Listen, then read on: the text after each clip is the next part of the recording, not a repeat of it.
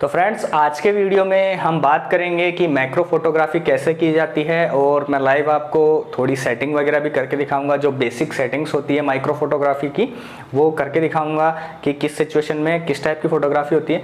लेकिन पहले हम बात करेंगे कि माइक्रो फोटोग्राफी क्या है और क्या क्या इक्विपमेंट चाहिए, कौन कौन से लेंसेज चाहिए और कैसे फोटोग्राफी की जाती है। तो अंत तक ये हमारा वीडियो आप देखते रहिए।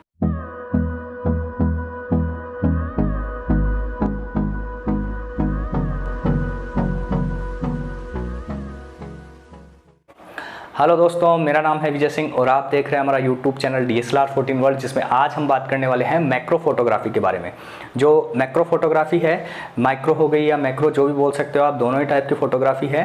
तो वो किस टाइप से की जाती है, क्या क्या आपको बेसिक सेटिंग्स भी बताऊंगा मैं इस वीडियो के लास्ट में। डायरेक्ट लाइव कैमरे पे लेके जाऊंगा आपको और कुछ बेसिक सेटिंग बताऊंगा। लेकिन उससे पहले हम बात करेंगे कि कौन कौन से इक्विपमेंट चाहिए और क्या क्या होना चाहिए माइक्रो फोटोग्राफी के लिए आपके पास में।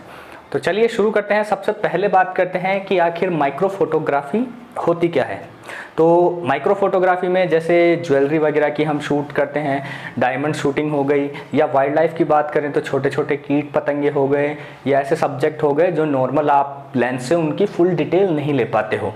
बहुत सारी ऐसी इमेजेस आपको स्क्रीन पे दिख भी रही होगी। तो उस टाइप की फ़ोटोग्राफी करने के लिए हमारे को स्पेशली लेंस की ज़रूरत पड़ती है, जिनका जो डिटेल है, क्वालिटी निकालते हैं वो काफ़ी बेहतरीन नॉर्मल लेंसेस से निकालते हैं, जो कि माइक्रो लेंस बोला जाते हैं।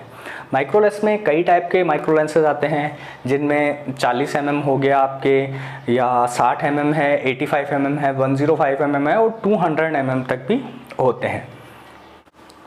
अब मैं बात करूं माइक्रो फोटोग्राफी में, जो पहली चीज़ है, आप माइक्रो फोटोग्राफी करते हो तो क्या चीज़ ध्यान में रखनी चाहिए। तो सबसे पहले होता है एस्पेक्ट रेशियो।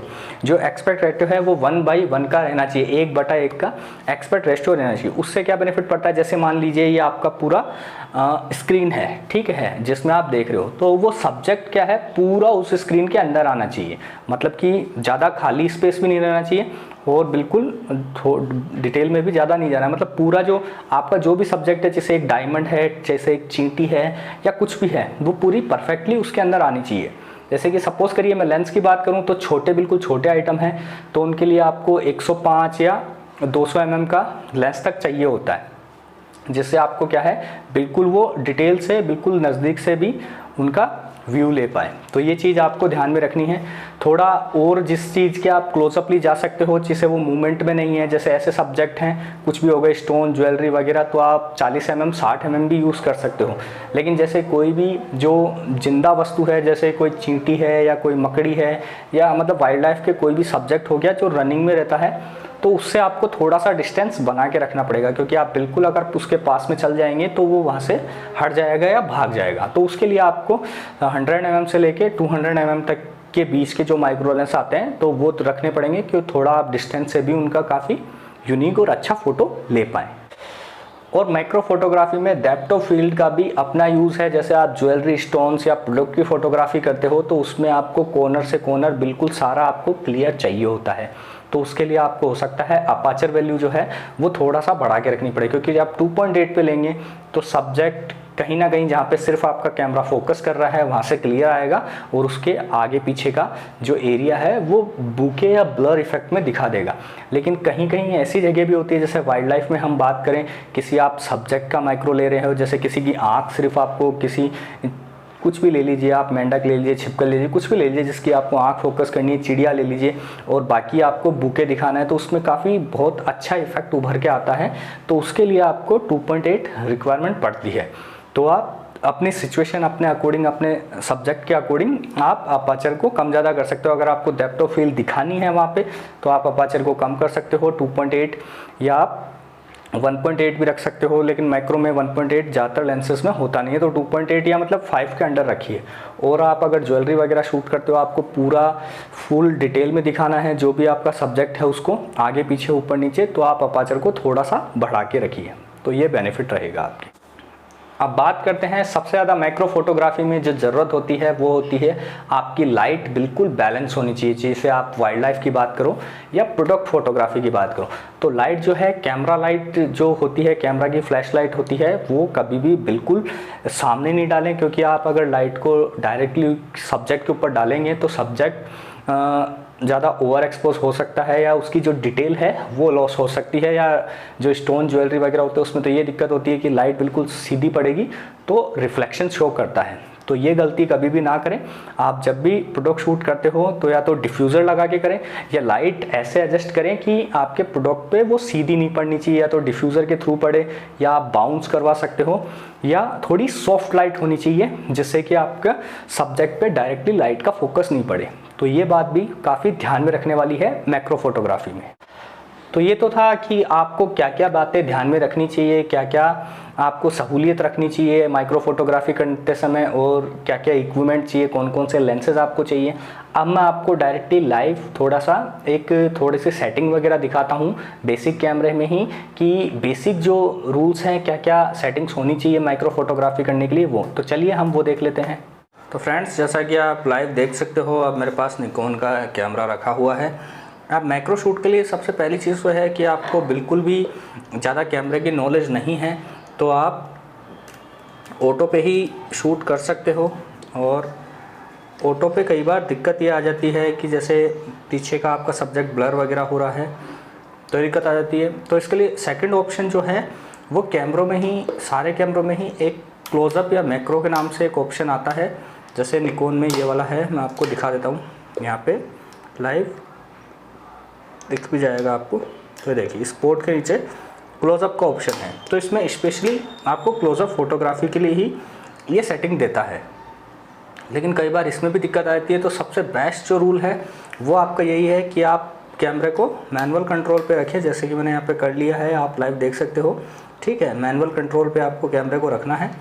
अब पहली चीज़ तो सबसे जो मैंने अभी आपको बताया कि सबसे मेन इम्पोर्टेंट चीज़ अगर आप प्रोडक्ट फोटोग्राफी कर रहे हो तो आपका जो लाइट है वो सबसे सही रहनी चाहिए, ज़्यादा सॉफ्ट लाइट चाहिए और हर तरफ से सब्जेक्ट पे लाइट आनी चाहिए ताकि शेडो वगैरह ना पड़े। इस चीज़ का काफ़ी ध्यान में रखिएगा।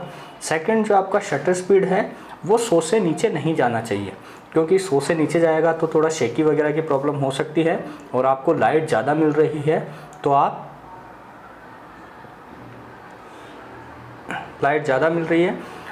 तो आप फिर शटर स्पीड को बढ़ा सकते हो, और कम मिल रही है तो थोड़ा आप आईएसओ को इंक्रीज़ कर सकते हैं। अपाचर की बात करूं तो अपाचर की एक अलग से रिंग आती है, कई कैमरों में आगे आती है और कई कैमरों में एक्सपोजर जो डायल है उससे अपाचर कंट्रोल हो जाता है आपका। जैसे कि आप यहाँ पे देख सकते हो, मैं यहाँ से एक्सपोजर प्लस माइनस का बटन दबा के कंट्रोल कर रहा हूँ शटर रिंग घुमा के। तो अगर आपका सिंगल सब्जेक्ट है कोई भी, जैसे कोई स्टोन वगैरह हो गया, तो आप 4 या 5.6 के अंडर अगर आप रखेंगे तो वो बिल्कुल परफेक्टली आ जाएगा। लेकिन जैसे आपका कुछ मल्टीपल चीज़ें हैं, जैसे कि मान लीजिए कोई नेकलेस है, उसमें बहुत सारे जो डायमंड्स वगैरह होते हैं वो लगे रहते हैं, या कुछ बड़ा आइटम है जिसका जैसे रिंग वगैरह हो गई, तो उसको आपको कैप्चर करना है तो आपको कॉर्नर टू कॉर्नर सारा क्लियर चाहिए। तो उसके लिए क्या करिए, आप अपाचर को थोड़ा हमेशा बढ़ा के रखिए। जैसे कि आप 7.1, 8 या 9 तक आप लेके जा सकते हो। और फिर अगर आपका कोई भी इमेज वगैरह डार्क आता है, जैसे कि मैं यहाँ पे शूट कर रहा हूँ, देखिए बिल्कुल डार्क इमेज आया है मेरा, तो आप उसके अकॉर्डिंग या तो लाइट को बैलेंस करिए। लाइट से भी आपका पर्पस सॉल्व नहीं हो रहा है तो आप आईएसओ को इंक्रीज़ कर सकते हो। तो मैं यहाँ पे आईएसओ को इंक्रीज़ कर लेता हूँ। जैसे पहले मेरा 100 पे था, तो और अब मैंने 1600 पे कर लिया है। और अब मैं आपको वापस एक इमेज कैप्चर करके दिखा रहा हूँ। तो ये देखिए, पहले वाली इमेज एकदम डार्क थी, अब एक लाइट आ गई है। तो आपको लेकिन आईएसओ भी ज़्यादा लेके नहीं जाना है। आईएसओ आपके 1000 के अंडर ही रहना चाहिए, कुछ भी कैसी भी सिचुएशन हो, कैसा भी कंट्रोल हो। क्योंकि यहाँ पे तो खैर मैं इंडोर, मेरे ज़्यादा इतनी लाइट अच्छी नहीं है, नॉर्मल एक बल्ब जल रहा है तो इसलिए इतनी क्लियर नहीं आ पा रही है। आप ज्वेलरी वगैरह शूट करोगे तो स्पेशली ऑफकोर्सली जो एलईडी लाइट्स वगैरह है वो काफ़ी अच्छी लगा के रखोगे, या स्टूडियो लाइट लगा के रखोगे तो ये काफ़ी बेटर ISO 1000 या 800 पे भी काफ़ी बेटर आ जाएगी, क्योंकि ISO आप ज़्यादा लेके जाओगे 1000 से अंदर तो जितना आपका ISO बढ़ेगा उतना ही आपके ग्रेन्स भी काफ़ी ज़्यादा आते हैं। तो इस चीज़ का आपको ध्यान रखना है। तो फ्रेंड्स, ये था हमारा आज का वीडियो। आशा करते हैं आपको पसंद आया होगा। पसंद आया हो तो हमारे चैनल को लाइक कीजिए, शेयर कीजिए और सब्सक्राइब करिए, क्योंकि ऐसे ही अच्छे अच्छे वीडियो हम समय समय पर आपके लिए लाते रहते हैं कैमरा से रिलेटेड। तो आज के लिए इतना ही। Thank you very much.